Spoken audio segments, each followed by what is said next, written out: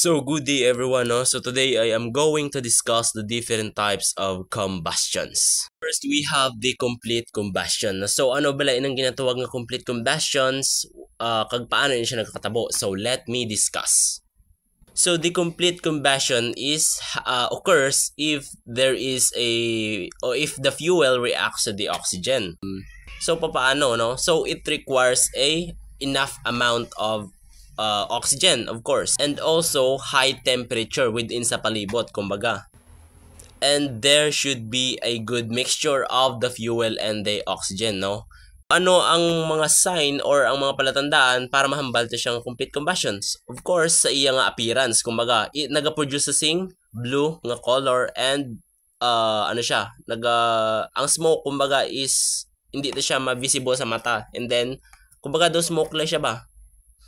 So the best example for this is ang aton nga LPG or ang aton nga burner, kumbaga, no? Pag in-on ta siya, naga-produce sing blue flame, no? Which is palatandaan nga there is a good mixture, no, of the oxygen and the fuel, no? And also why siya naga-produce ng smoke, di ba? So amo na siya ang mga signs. So second, we have the incomplete combustion, no, which is the opposite of the complete combustion, no? So paano naman siya nagkakatabo, no? So of course there is a lack of oxygen to the sa palibot, no? That's why since nga incomplete siya or abnormal ang iya nga pagkasunog, no, naga-produce man sa sing efficient product, which is the carbon, no, or ang makita nato sa kalayo, which is ang black smoke na bala, no, ang itom. Tapos ang observe naton sa kalayo nga gina-produce niya is kung siya nagahulag-hulag, no, kag kulay yellow. So just like for example, no, ang aton nga kandila, kumbaga, no, kulay yellow ang iyang color, tapos there are some instances nga kulay itom, no. And also sa aton man nga ang sa ano na bala sa salakyan na kulay itom ang iyang nga aso, nagapatimaan or nagapakita nga there is incomplete combustion, no. The rapid combustion, no, is just like the complete combustion man, no, of course, no. There is enough of oxygen dapat, there is a fuel, no, nga nagreact sila nga duha or nagreact. And then but ang different lang is the rapid combustion, no, it with ano siya, may interference kumbaga sing external nga ignition, no, kumbaga. And also it can burn or it burns the fuel in a short amount or short period of time, no, kumbaga mas madashig saya, no. So next we have the spontaneous combustion, no. So this one is very unique. So paano siya nahambal nga unique siya? It's because it can ignite itself, no, without the interference of external ignition, no. So like for example, ang aton nga uhot, kumbaga, no, it can generate a heat, no, it can trap a heat sa dalom, no. So later on pag na-reach niya na ang iyang ignition point, that's the time nga magkalayo na siya, no. So that is the best example sa spontaneous.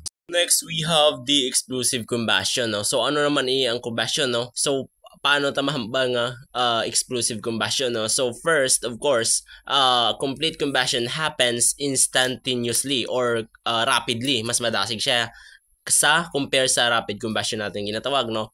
And also it generates or produce a high pressure and temperature, of course, heat man, accompanied by sound or loud sound, kumbaga natong mabatian, no. So the best example for this is ang aton nga mga paputok or ang aton nga mga palupok, no, naga-ignite, nagalupok in rapidly or instantly kag naga-producing sound, no. So I present sa video para mas maintindihan nyo pagid.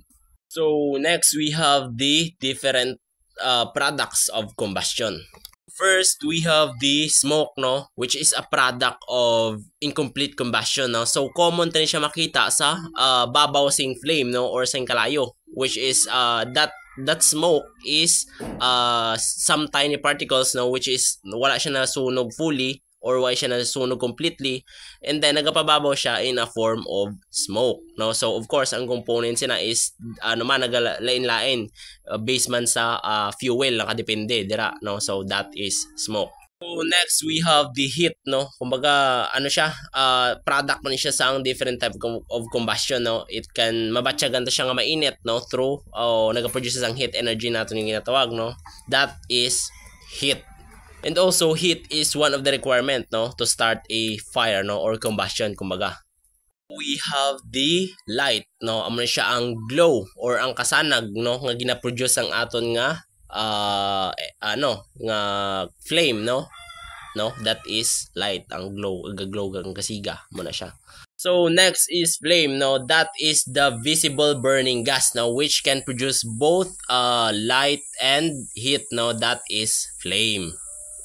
It can be a color of blue or yellow, no, may ara ka sa sari-sari, so that is flame.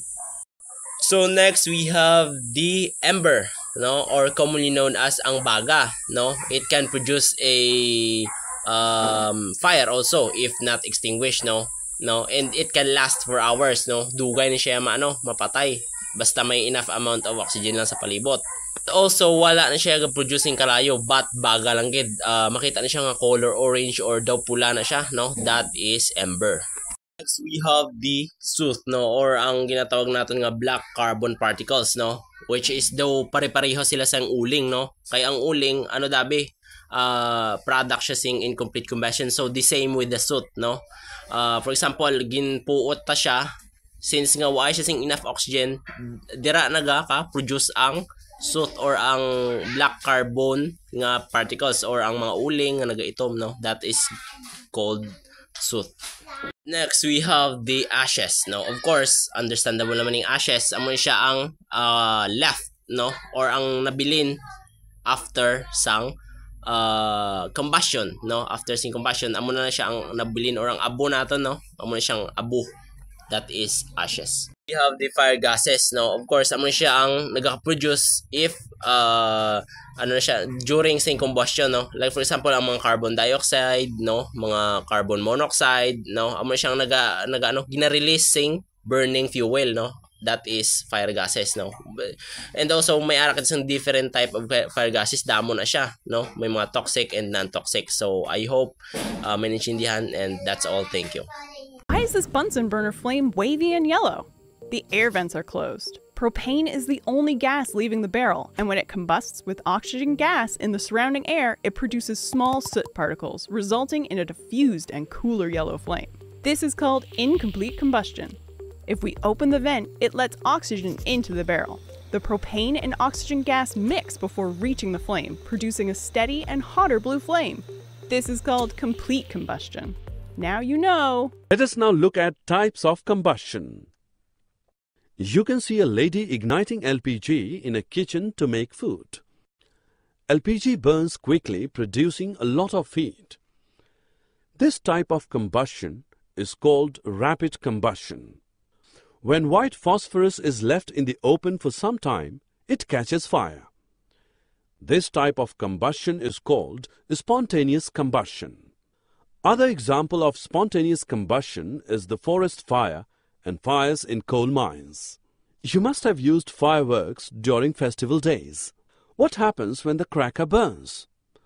The burning of a cracker produces a large amount of heat, light, and sound. This type of combustion is called explosion.